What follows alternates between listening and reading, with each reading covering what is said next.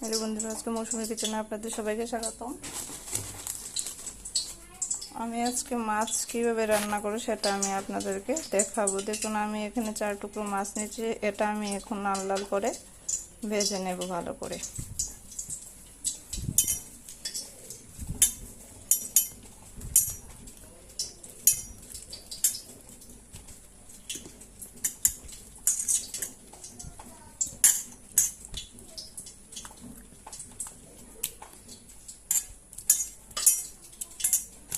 দেখুন, হলুদ আর লবণ দিয়ে আমি মাছটাকে ভালো করে মেখে নিয়েছি। এবার আমি এটা কড়াইতে দিয়ে দেব। কড়াইতে আমি তেল দিয়ে দিয়েছি, সেটা কড়াইয়ের তেলটা গরম হয়ে গেছে। এবার আমি মাছটি দিয়ে দেব।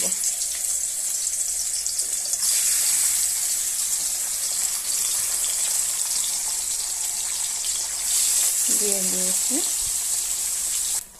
দেখুন, মাছটা ভাজা হচ্ছে।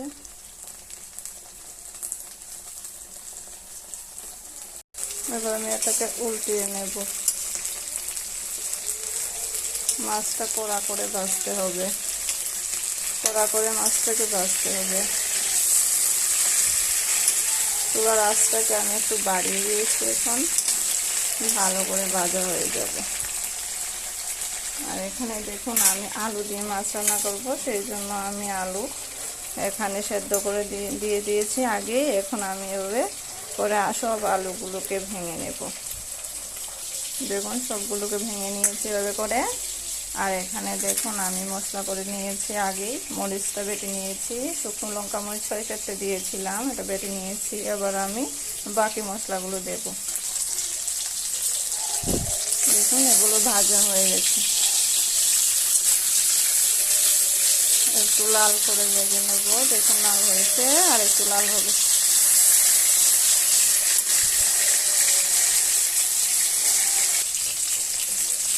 দেখুন, মাছটা ভাজা হয়ে গেছে। এবার আমি মাছটাকে নামিয়ে নেব। আর এখানে দেখুন, মশলা দিয়েছি, জিরে ধনিয়া গুঁড়ো দিয়েছি, মরিচ দিয়েছি বেটে। এখন আমি এখানে হলুদ গুঁড়ো দিয়ে দেব আন্দাজ মতো। দিয়ে দিয়েছি। এবার আমি এটাকে জল দিয়ে ভালো করে মিক্স করে নেব। দেখুন, এবার আমি মাছগুলোকে নামিয়ে নেব।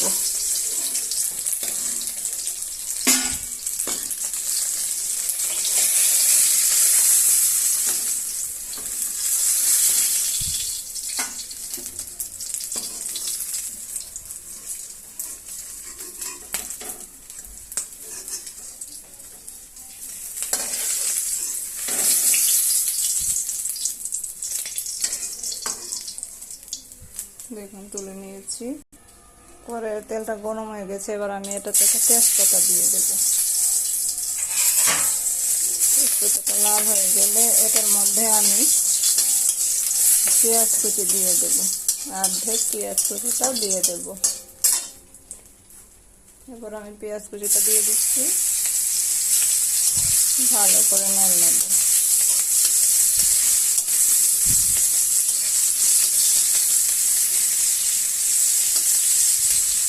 লাল হয়ে গেছে। এবার আমি মশলাটাকে দিয়ে দেব।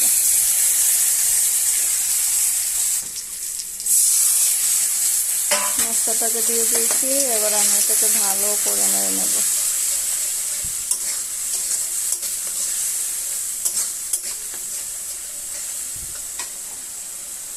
মশলাটা ভালো করে ভাজা হলে তরকারিটাও খেতে খুব টেস্ট হয়, সেই জন্য আমি মশলাটাকে ভালো করে ভেজে নিচ্ছি।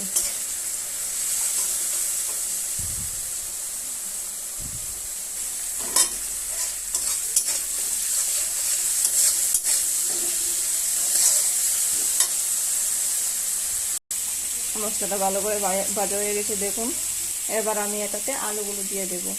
দেখুন, আলুগুলো দিয়ে দিয়েছি। এবার আমি এটাতে আন্দাজ মতো নুন দিয়ে দেব।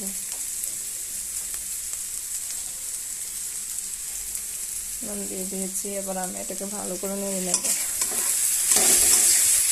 নেড়ে আলুটাকে মিক্স করে নেব ভালো করে। দেখুন, এটাকে আমি ভালো করে নেড়ে নিয়েছি, নেড়ে মিক্স করে নিয়েছি। এবার আমি এটার মধ্যে জলটা দিয়ে দেব। আন্দাজ মতো জল দিয়ে দেব।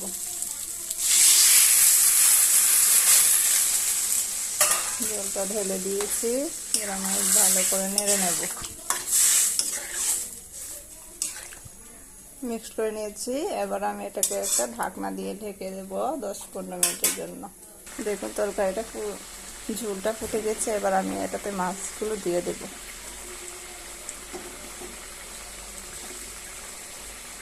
সব মাছ দিয়ে দিয়েছি, এটাকে একটু ভালো করে নেড়ে নেব। আর কিছুক্ষণের জন্য দিয়ে দেব, তারপর আমি নেড়ে নেব। দেখুন হয়ে গেছে, এবার আমি এটাকে নামিয়ে একটা পাত্রে ঢেলে নেব। দেখুন বন্ধুরা, ঢেলে নিয়েছি, এবার আমার রান্না শেষ। আপনারা আমাকে লাইক, সাবস্ক্রাইব এবং কমেন্ট করতে ভুলবেন না। থ্যাংক ইউ বন্ধুরা, আপনারা আমার পাশে থাকবেন এবং সাবস্ক্রাইব করে লাইক করে দেবেন।